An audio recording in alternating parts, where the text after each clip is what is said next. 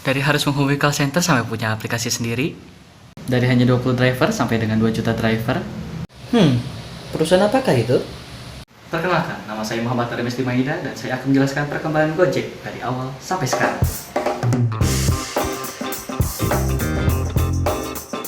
Gojek ditemukan oleh Nadiem Makarim pada tanggal 13 Oktober tahun 2010. Dia melihat ojek yang hanya menghabiskan sebagian besar waktunya hanya untuk mangkal menunggu penumpang.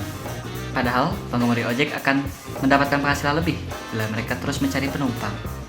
Selain itu, ia melihat ketersediaan jenis transportasi ini tidak sebanyak transportasi lainnya, sehingga seringkali cukup sulit untuk dicari.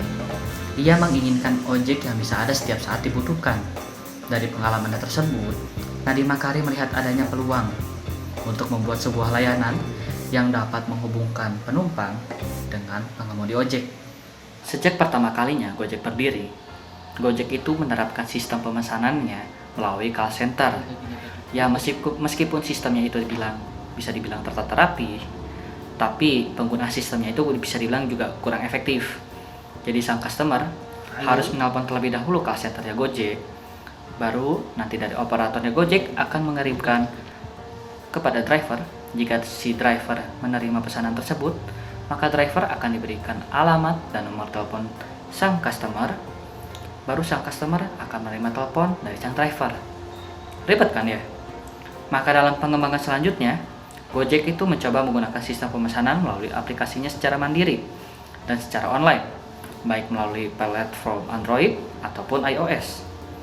Hal tersebut mempertimbangkan juga semakin pesatnya penggunaan teknologi dan tingginya juga tingkat aktivitas masyarakat metropolitan yang membutuhkan pemenuhan kebutuhan secara simpel dan tepat guna. Jadinya kan enak, tinggal klik, selesai. Saat ini, Gojek itu sudah menjadi alat atau model transportasi yang bisa memudahkan pemakainya dalam pergi kemanapun. Bukan cuma dapat mengantarkan penumpang loh ya.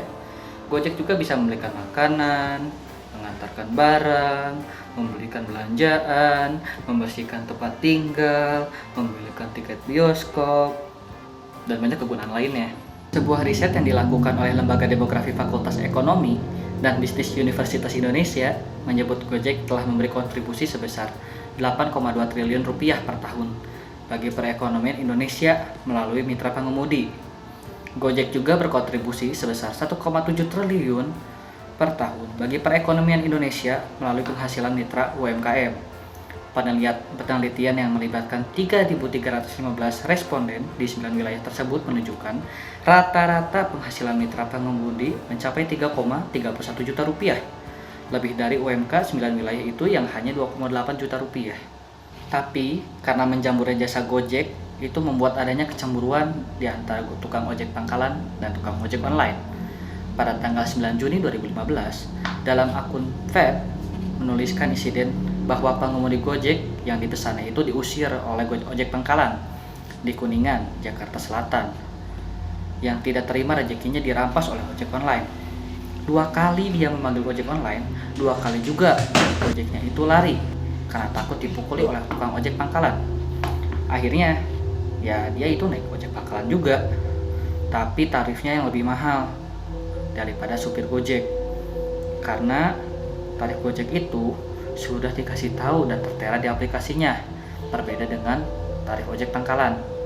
Nah, lalu kasus yang dihadapi oleh Gojek itu yang lainnya itu adalah kisah order fiktif. Tahu kan?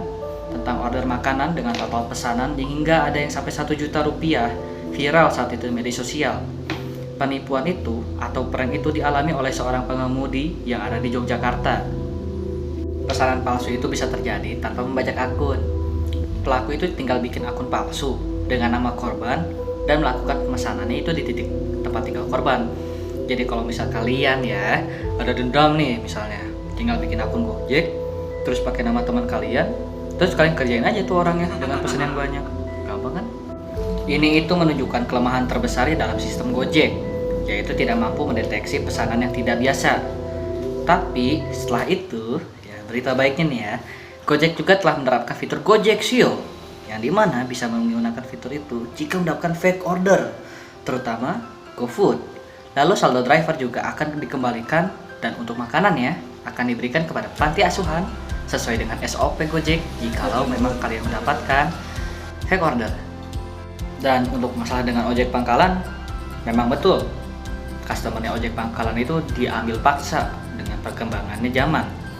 Tapi itu juga bukan sepenuhnya salah ojek pangkalan, dan itu juga bukan sepenuhnya kesalahan ojek online. Bisa jadi ada juga orang-orang ojek pangkalan yang tidak beruntung mempunyai HP canggih dan masih memiliki HP jadul. Tapi ada juga ojek pangkalan yang malas untuk berubah. Hanya waktu yang bisa menjawab, karena teknologi akan terus berkembang dan gaya hidup akan terus berubah seiring berjalannya waktu. Dan itu pilihan mereka, ingin mengikuti gaya hidupnya atau tertinggal. Saya Muhammad Darmesti Maida dan terima kasih. Saya Muhammad Darmesti Maida. Sampai jumpa.